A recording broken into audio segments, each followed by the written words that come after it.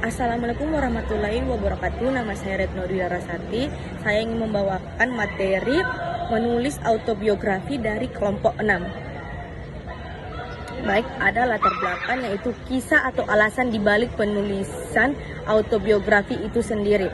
Autobiografi ditulis oleh penulisan sebagai usaha untuk menceritakan perjalanan hidupnya mulai dari masa kecil hingga keadaan saat ini. Biasanya penulis ingin berbagi pengalaman hidup termasuk kesulitan, keberhasilan, kegagalan, dan perubahan yang dialami.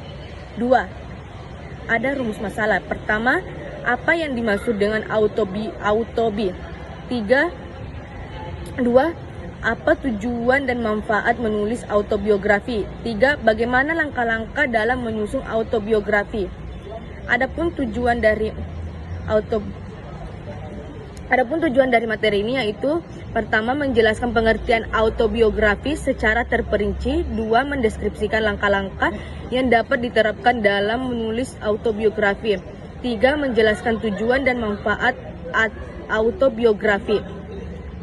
Tujuan menulis autobiografi adalah untuk memberikan gambaran tentang perjalanan hidup penulis secara personal, membagi pengalaman, keberhasilan, kegagalan, dan perjalanan yang didapat selama hidupnya. Manfaat autobiografi. Manfaat autobiografi adalah keuntungan atau nilai positif yang diperoleh dari proses menulis dan memiliki sebuah kisah hidup yang ditulis oleh diri sendiri.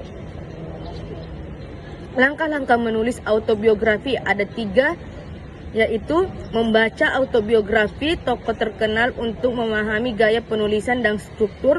2. Melakukan brainstorming atau mengumpulkan ide cerita yang pengalaman hidup yang ingin ditulis. 3. Membuat garis besar tulisan untuk memudahkan pengembangan isi menjadi paragraf-paragraf narasi.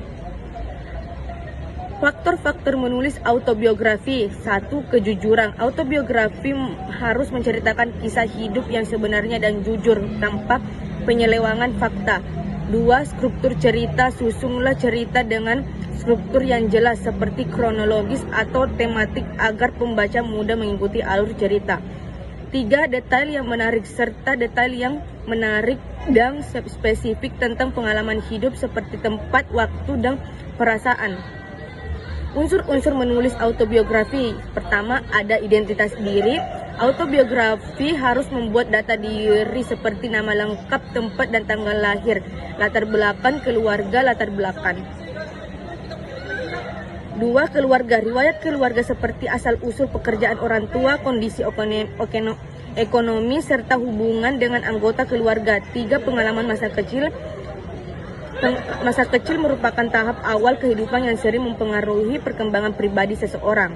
Baik, adapun kesimpulan dari materi ini menyimpulkan bahwa menulis autobiografi adalah proses bernilai tinggi, bukan hanya sekedar dokumentasi pribadi, tetapi juga sebagai alat refleksi dan sumber inspirasi bagi orang lain. Makalah ini menegaskan bahwa seperti orang memiliki kisah unik yang layak diceritakan. Cukup sekian presentasi, cukup sekian materi yang saya jelaskan tadi. Wabillahi taufiq wal hidayah. Wassalamualaikum warahmatullahi wabarakatuh. Thank you for watching. Bye.